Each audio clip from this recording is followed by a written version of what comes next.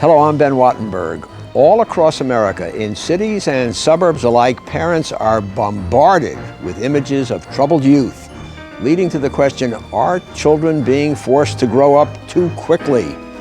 Has the way we have raised our children changed dramatically in recent decades? Has this been for the worse?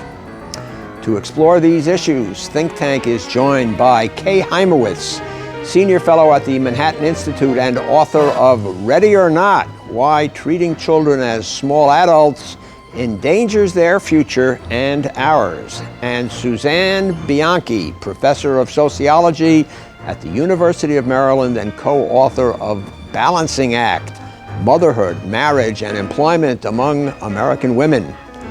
The topic before the House, are the kids all right? This week on Think Tank.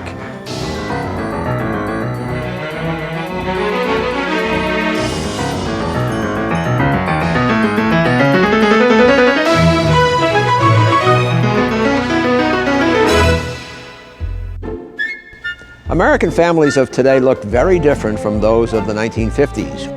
Women are having fewer children. More wives work outside of the home.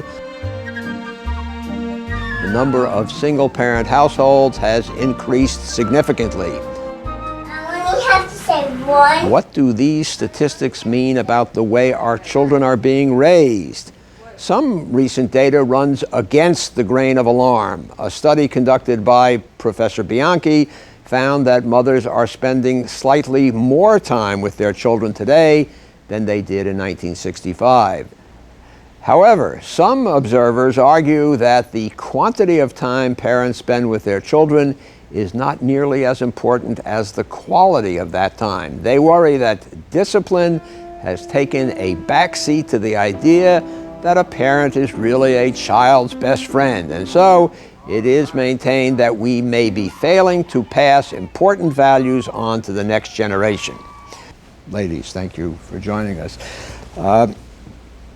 Each of you, Kay first, what's the problem? Well, I think we're really going through a kind of crisis over the meaning of childhood right now. We're seeing it in the headlines, for instance, the Elian Gonzalez case. We have a 6-year-old who supposedly is signing asking for asylum, signing a document asking for asylum.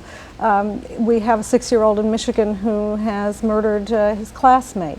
We're seeing something going on here, some reflection of a confusion about what children are like and what childhood requires. And this is really what I want to focus on and have focused on in my book.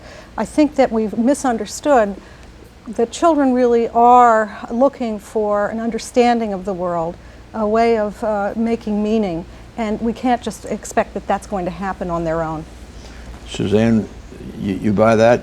What's the problem, or is there a problem? Well, I guess I come at it from a slightly different point of view, which is that I've been for a long time interested in changes for women in the U.S., and often that's the one major change that people point to as problematic in all this, that as mothers have moved into the workforce and as families have more often disrupted, children get left behind. And I guess I approach it more as a skeptic or an agnostic. Do they, is my question. How much do those kinds of trends hurt children and the investment that we make in children?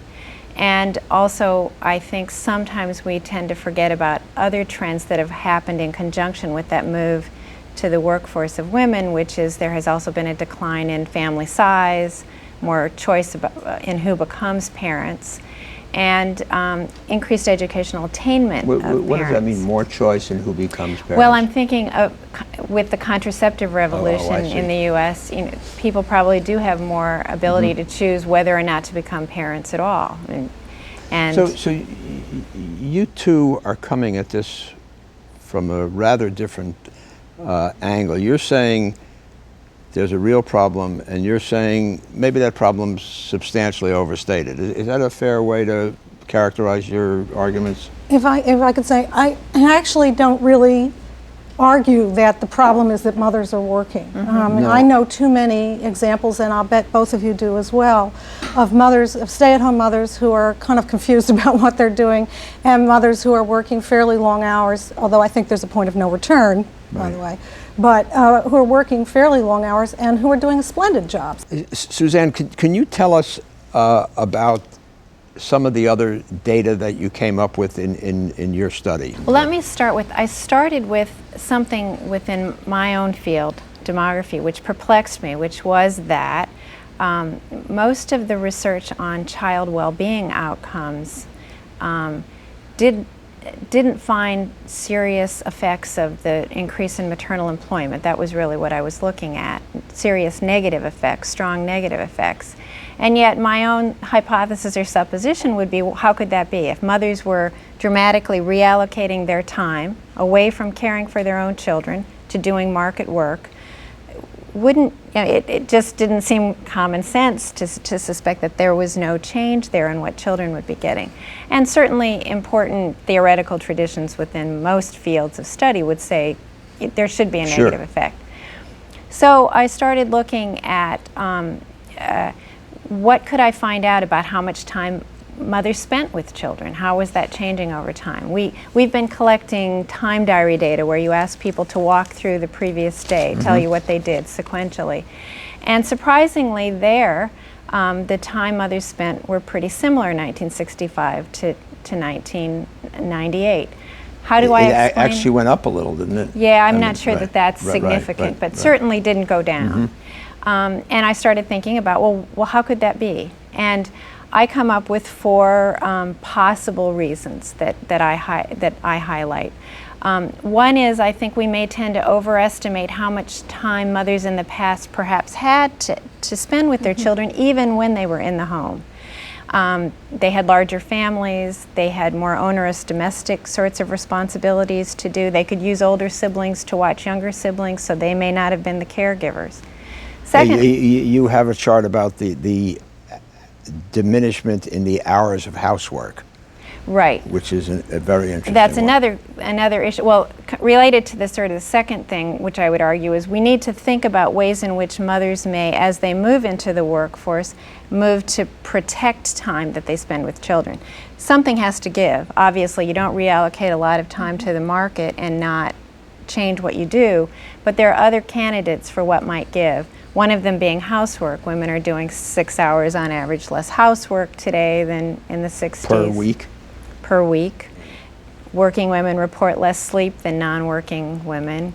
They report less free time. So just questioning, are there things we're missing about what, my guess would be that employed mothers, the last thing they try to forgo is time with their children. They'll sacrifice other things first. You also made a very interesting point that the rates of children in preschool, what is it, age 3 to 5, not only went up for working women, but went up for non-working women, that this is a across-the-board sociological phenomenon. Is that right, that we expected rates of preschool enrollment to go up for working women. We were surprised that the rates went up, they're lower, but went up just as rapidly for non-working women. And what that suggests is there might be a normative shift so that, for one thing, it's now considered good for children to spend time outside the home, even in those very young years when before they would have been in the home and available. And that's exactly what your problem is that kids are becoming adults too soon. Well, I think there's a problem associated with this trend. Let me say that I did send my children to preschool. Right, even though I was working understand. at home. But all our children are perfect. It's just absolutely. Other people, right, okay. I think one of the things that I try to trace in my book is there's been a change in the understanding of what it is we owe children. And Suzanne, I think you kind of imply this in your paper that I looked at as well. That is that what we're trying to do is really educate them for work, for a career, that we want to provide stimulation and fun, and that doesn't have to be us, parents, who do that. The problem is that it's made us undervalue the other stuff that goes on, and then the other things that happen between adults and children, the kinds of passing down of morals, of values, of an understanding of the world. So in other words, the parent today may be much more likely to send the child to ballet classes or to gym or tennis lessons or great books or whatever, but they are not delivering the transmission of a civilized culture. That's your argument? That is what I'm saying, but there's something else that I worry about too with the change that Suzanne's describing, and that is with the loss of the domestic sphere. We also have children losing opportunities for privacy and freedom. They are very overscheduled, our children today, middle-class children today. You need a Palm Pilot to keep up with them. And I think luckily we have them. Yeah. Right, yeah. We need to go to work to make sure that right. they have those things.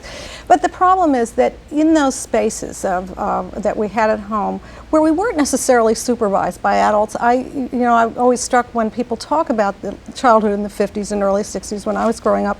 It's not that our parents were always with us and always educating us or always stimulating us. We were on our own a lot. But there was this private sphere, which I think is no longer available to a lot of children, and I think there's a loss that comes with that. My question would be, how do children interpret that and what do they do with that? And if I may, I Please. use anecdote. Yeah, right. I made a job shift about 6 years ago from the Census Bureau to the University of Maryland. And I phrased it to my children in, this is going to be wonderful for you because I will now have this more flexible schedule. I'll be able to be there after school, meet your needs better. And I was met with fear and trepidation, as children tend to have for any change in their parents' life. And in pursuing with them why were they afraid, they were afraid that I would take them out of their extended day program because now I was going to be home after school. And I started to think about, well, why would that be fearsome to them? Well, if they were home in the afternoon, none of their friends would be in the neighborhood to be let out and play with. Their friends were in this daycare setting. So what struck me about that was, I don't know quite how to categorize that extended day setting. Is it structured time or is it unstructured time? For them, it's their playground that used to have in the neighborhood. I have grandchildren who began daycare at age 1 year, or in one case younger, and I was sort of said, oh, what on earth is going on?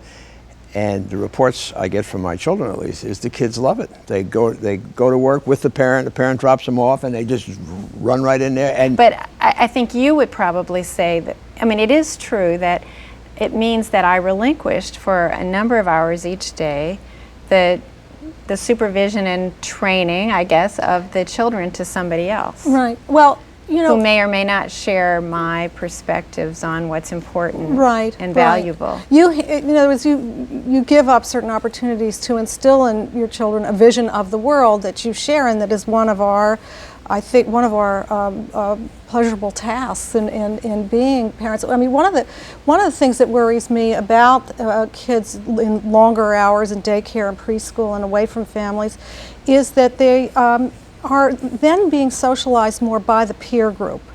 What happens to the eccentric or bookish child who is always among his peers? There really isn't an out. That's what I mean by the dangers of the loss of privacy, or one of the kinds of problems that I would foresee. Okay, Kay, we'll come back to that point in just a minute. Let me address our viewers. We at Think Tank depend on viewer mail.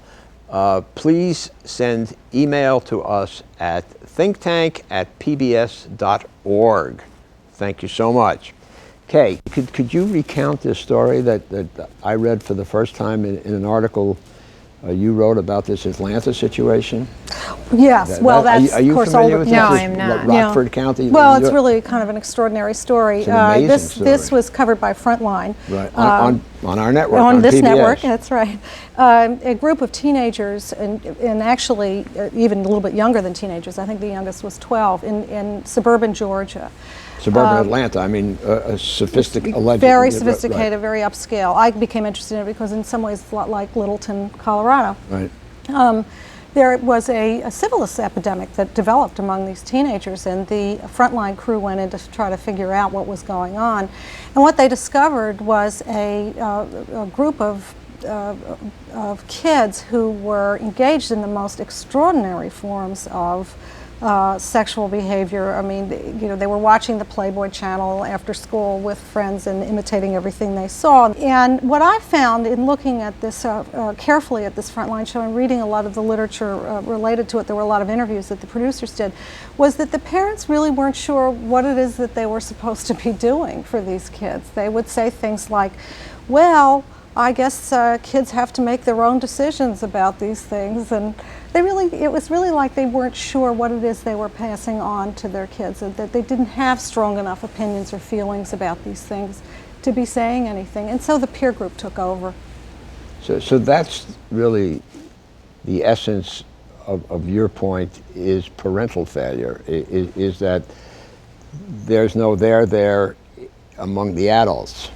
Not just parents, by the way. I have plenty to say about the schools, about the court system, and the media, of course, by the way. I don't think we just let them go scot-free either. There are plenty of culprits, but ultimately it does come back to the parents. I mean, that the whole idea of a glorification of a lack of judgmentalism, that's your problem. That is part of what I'm talking about, to be sure. The sense that the child can sort of figure out these things on their own, that they make their decisions on their own, and that they don't really need much guidance in these ways. And in fact, it's that we would be inhibiting them or violating their individuality. I, too, am troubled by the kinds of things we're all troubled by that happen. For example, the most recent one in Washington was the shooting at the National Zoo, which affected a child in my own child's junior high school. One of the children that was shot goes to school in his junior high. So those sorts of things grab our attention and concern us deeply. But the question for me is, how widespread, how representative, or do they grab our attention because they are so shocking and so unique that they stand out?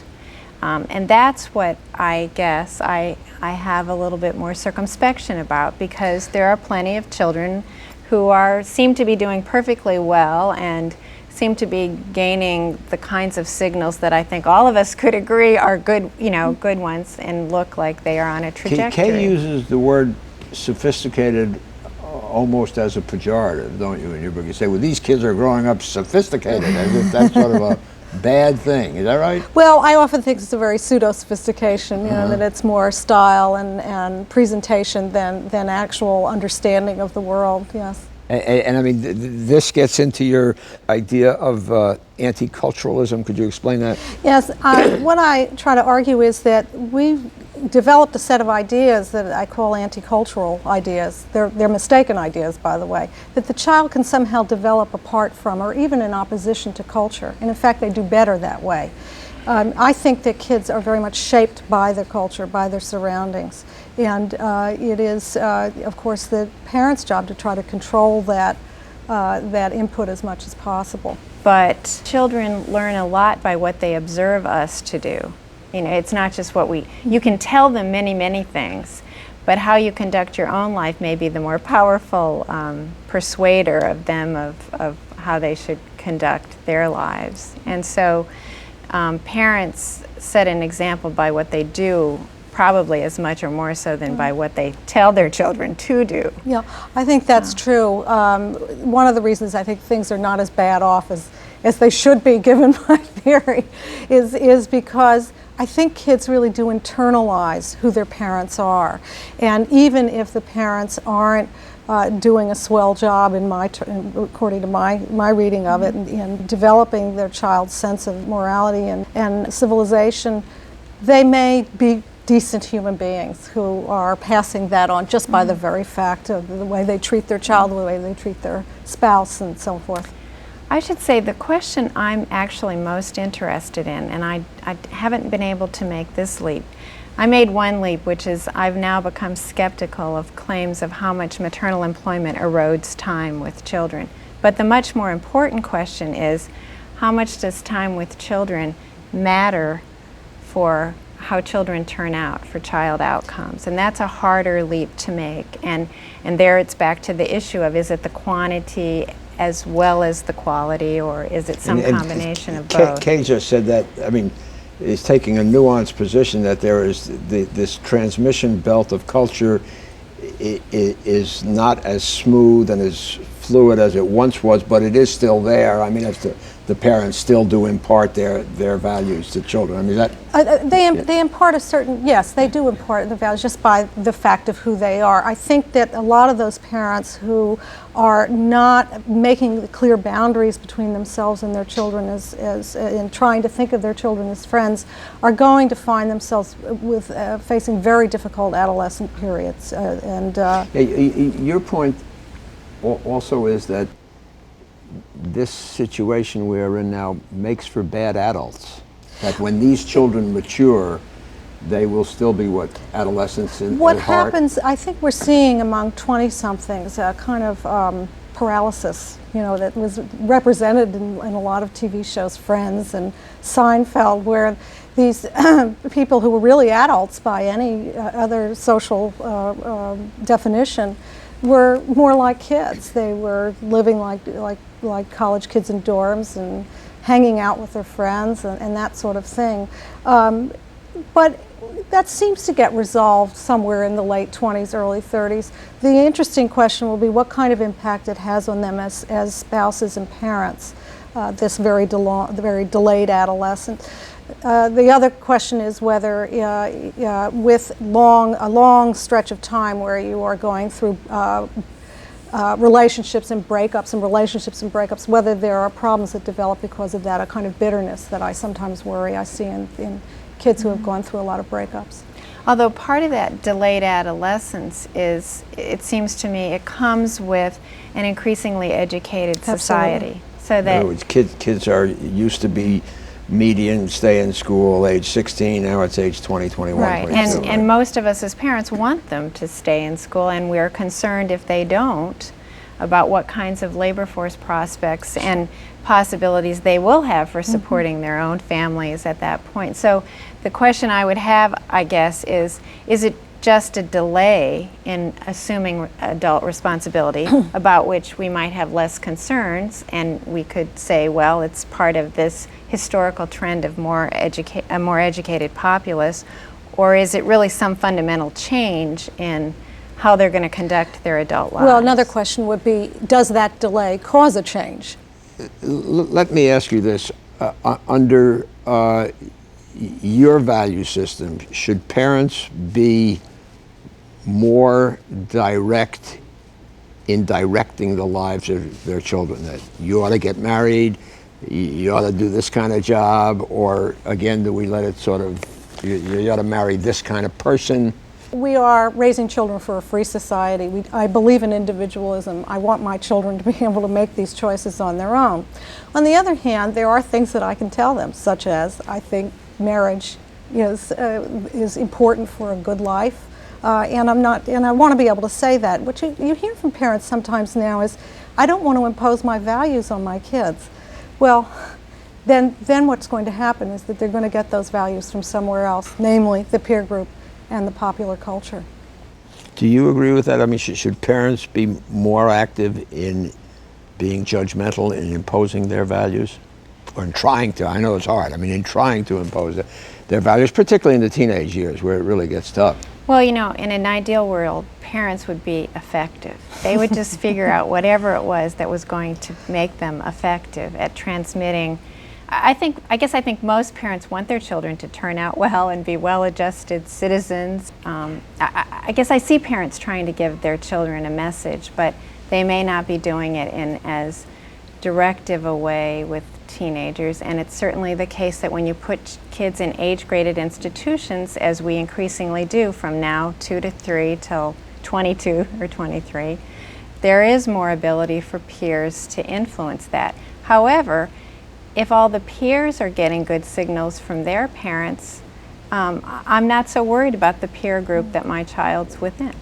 Okay, well, the answer to all of the above is we shall see. Thank you very much, Kay Hymowitz and Suzanne Bianchi, and thank you. We at Think Tank encourage feedback from our viewers via email. It is very important to us. Now, on our recent program about Hollywood, viewer Constantine Costes in Redwood City, California writes, Interviewer Ben Wattenberg occasionally judges and even criticizes what his guests say. In my opinion, the program would be improved if he refrained from doing so in the future. Mr. Costes, I plead guilty with an explanation. Actually, I call myself the immoderator of Think Tank. If I just played traffic cop, I'd be bored to tears, and I think the audience would sense it. Anyway, most TV moderators do have agendas. They just don't tell you about it. Thanks for writing. For Think Tank, I'm Ben Wattenberg. We at Think Tank depend on your views to make our show better. Please send your questions and comments to New River Media, 1219 Connecticut Avenue Northwest, Washington, D.C. 20036. Or email us at thinktank@pbs.org. To learn more about Think Tank, visit PBS online at pbs.org. And please let us know where you watch Think Tank.